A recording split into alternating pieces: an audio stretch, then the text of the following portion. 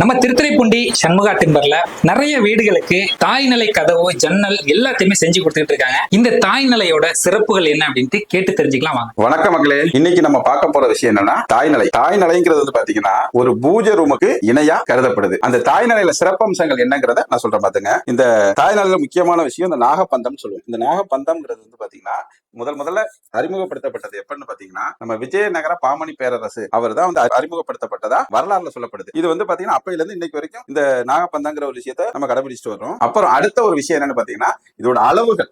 அதாவது எப்படின்னா தாய்நிலைனா இந்த அளவுல தான் இருக்கணும் அப்படிங்கிறது வந்து அந்த காலத்திலே சொல்லி வச்சிருக்காங்க. வாஸ்துப்படி உள்ள அளவுகள் அது மட்டும் தான் நம்ம பண்ணுவோம். இந்த குளிமுரிசல் சொல்லுவாங்க. அந்த காலத்துல இருந்து இன்னைக்கு வரைக்கும் பயன்படுத்திட்டு இருக்கோம். நம்ம அந்த குளிமுரிசல் இல்லாத அளவுக்கு அந்த அளவுகளை வச்சுதான் இந்த நிலையை நம்ம உருவாக்குவோம். இப்ப இந்த பிரெஞ்சு விண்டோ இது வந்து இப்ப நவீனமா வந்துட்டு இருக்கு.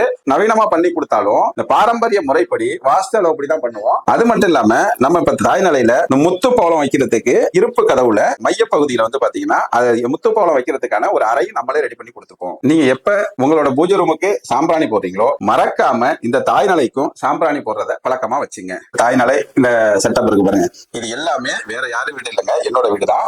என் வீட்டுக்கு நான் எப்படி பார்த்து பண்ணி செஞ்சிருக்கணும் இந்த தாய்நிலை. இதே மாதிரிதான் என்கிட்ட வர கஸ்டமர் அத்தனை பேருக்கும் என் வீட்டுக்கு எப்படி செய்யறோமோ அதே மாதிரி தரமாவும் தெளிவாகவும் பண்ணி கொடுத்துட்டு இருக்கோம். இந்த தாய்நிலையில இவ்வளவு விஷயங்கள் இருக்கு அப்படிங்கிறது நிறைய பேருக்கு தெரியாம இருக்கும். தெரியாதவங்க இந்த வீடியோவை ஷேர் பண்ணுங்க.